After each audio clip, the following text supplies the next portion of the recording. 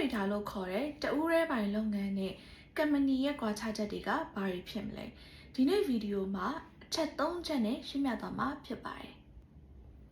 ပထမဆုံးအနေနဲ့ sole trader ဒီမြန်မာလို့ဆိုရင်တော့တဦးရဲပိုင်လုပ်ငန်းပေါ့နော်အဲ့တော့နံပါတ်1 ownership နဲ့လည်းပြောစဉ်းစားကြည့်မယ်ပေါ့နော် ownership လို့ပြောတဲ့အခါမှာတော့ business နဲ့ owner နဲ့ပေါ့နော်အဲ့တော့ဒီမှာလည်းပြောတာဒါကို business ဒါကို owner ပေါ့နော်အဲ့တော့ ownership ပိုင်ဆိုင်မှုမှာဆိုလို့ရှိရင်ကြတော့ဒီ business နဲ့ဒီပိုင်ရှင်နဲ့ဟာ identical ထပ်တူကြတယ်သူဟာဆိုရင်ဥပဒေအရခွဲခြားထားတာမျိုးမရှိဘူးဒီပိုင်ရှင်နဲ့ဒီ business ဒီထပ်တူကြတာမျိုးဖြစ်ပါတယ်နံပါတ်2ချက်ကကြတော့ liability ပေါ့နော်အကျွေးအနေနဲ့ပြောရမယ်ဆိုရင်တော့ရှေ့က ownership မှာလည်းပြောတာပိုင်ရှင်နဲ့ business ဒီထပ်တူကြရလို့ပြောရတဲ့အတွက်ကြောင့်မို့လို့အကျွေးနဲ့ပတ်သက်လာလို့ရှိရင်လည်းပဲ business နဲ့သက်ဆိုင်တဲ့အကျွေးမှန်သမျှအကုန်လုံးကိုပိုင်ရှင်ကဆက်ရမှာဖြစ်ပါတယ်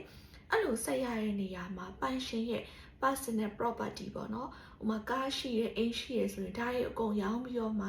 သူကဆက်ပေးရမှာပေါ့နော်အဲ့ဒါကြောင့်မို့လို့ဒီ sole trader ဒီ unlimited liability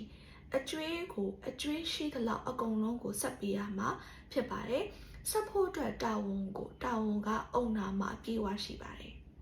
နောက်တစ်ချက်ကကြတော့လေပြီးတော့ accounting concept နဲ့စဉ်းစားကြည့်မယ်ပေါ့နော် accounting concept မှာကြတော့သူက business က business ပဲပိုင်ရှင်ကပိုင်ရှင်ဘာလို့လဲဆိုတော့ပိုင်ရှင်ရဲ့ expense တွေပေါ့နော်ပိုင်ရှင်သူ့ရဲ့ personal သုံးထားတဲ့အသုံးစရိတ်တွေဆိုတာဒီ business ရဲ့အသုံးစရိတ်ဟုတ်မနေဘူးအဲ့ဒါကြောင့်မို့လေပြီး accounting concept မှာဆိုရင်เนาะဒီ business နဲ့ owner နဲ့ကို separate လုပ်လိုက်တယ်ဘာကြောင့်လဲဆိုရင် accounting တွေဘာလုပ်ရမလဲဆိုရင်ဒီ business ရဲ့စာရင်းတွေကိုပဲလုပ်ရမှာဖြစ်တယ်အဲ့ဒီ concept ကိုကြတော့ business entity concept လို့လည်းပြောခေါ်ပါတယ်နောက်တစ်ခုကကြတော့ company မှာလည်းပဲရှေ့ရလို့အချက်3ချက်နဲ့ရှင်းပြသွားပါမယ်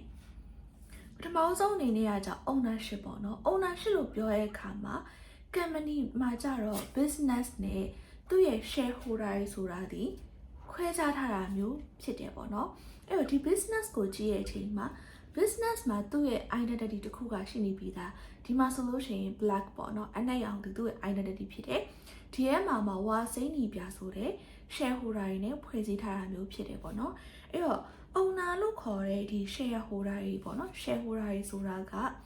ဒီ business နဲ့ shareholder တွေဒီ separate legal entity ခွဲခြားတာသူက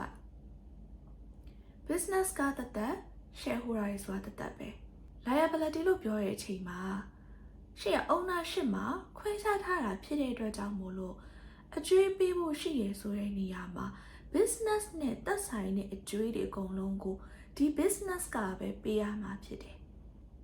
တချို့အခြေအနေတွေမှာ company မှာရှိတဲ့ပိုင်ဆိုင်မှုတွေနဲ့အကျွေးတွေကပိုများနေတယ်အဲ့လိုအခြေအနေမျိုးကို insolvency လို့လည်းပြောခေါ်ရပါတော့ဒီအခြေအနေမျိုးမှာအစိုးဆုံးတော့ company ကလုံးဝအကျွေးမပေးနိုင်တော့ဘူးဆိုတဲ့အနေအထားမျိုးမှာ liquidate လုပ်တယ်ပေါ့နော် company ကိုဖျက်သိမ်းလိုက်တယ်ပေါ့ဒီလိုဖျက်သိမ်းလိုက်ပြီးတော့မှ company မှာပိုင်ဆိုင်တဲ့ assets တွေအကုန်လုံးကိုချရောင်းပြီးတော့မှအကျွေးဆက်တယ်အဲ့လိုအနေအထားမျိုးမှာအကျွေးအကုန်လုံးကတော့သူကမဆက်နိုင်ဘူးเนาะအဲ့တော့မဆက်နိုင်ဘူးဖြစ်တဲ့အခြေအနေမျိုးမှာဒီ shareholder တွေကပေါ့နော်သူတို့မှာပိုင်ဆိုင်တဲ့ personal properties တွေကိုရောင်းချပြီးတော့မှဒီ company အတွက်အကျွေးဆက်ပေးဖို့လိုလားဆိုရင်လုံးဝကိုသူကမလိုဘူးဘာလို့လဲဆိုအစရကသူက ownership မှာရ company က company နော် business က business ဒီ shareholder က shareholder ဆိုပြီးတော့မှတသက်ခွဲခြားထားတာဖြစ်တဲ့အတွက်ကြောင့်မို့လို့အကျွေးဆိုလို့ရှိရင်လည်းပဲဆက်ပေးစရာမလိုဘူးအဲ့ဒါကြောင့်မို့လို့ဒီ business ကိုဒီ company ပေါ့နော် company ဆိုတာဒီ limited liability company အကျွေးဆိုတာ limited ပဲ company အနေနဲ့ကဆက်နိုင်တဲ့အခြေအနေအထိသူကဆက်ရမယ်နောက်တစ်ခုကကြတော့ဒီ company ကခုနလိုဖြတ်သိမ်းသွားပြီဆိုပါစို့ဒါဆိုလို့ရှိရင်ဒီ shareholder အနေနဲ့က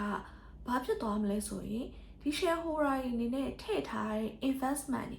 တွေဒီ company ရဲ့မှာဒီ business ထဲမှာထည့်ထား investment တွေအကုန်လုံးကို shareholder တွေကဆုံးရှုံးသွားမှာဖြစ်ပါတယ် accounting concept မှာသူကအောက်မှာရှင်းတယ် company ဟာ ownership မှာရ shareholder တသက် company ကတသက်ခွဲထားတာဖြစ်တဲ့ကြောင့်မို့လို့ accounting ဘက်မှာဆိုလို့ရှိရင်လည်းပဲဒီ business နဲ့ဆိုင်တဲ့စာရင်းတွေကိုပဲရေးဆွဲပေးရမှာဖြစ်ပါတယ်ဒီ concept ကိုကြတော့ business entity concept လို့ခေါ်တာဖြစ်ပါတယ်ဒီလောက်ဆိုလို့ရှိရင်ကြတော့ဒီ sole trader နဲ့ company ရဲ့ပေါ့နော်ကွဲပြားခြားနားချက်လေးတွေကိုအနေချင်းတော့နားလည်သွားမယ်လို့ယူဆပါတယ်နောက်ဗီဒီယိုလေးမှာပြန်လည်ဆုံတွေ့ပါမယ်ရှင်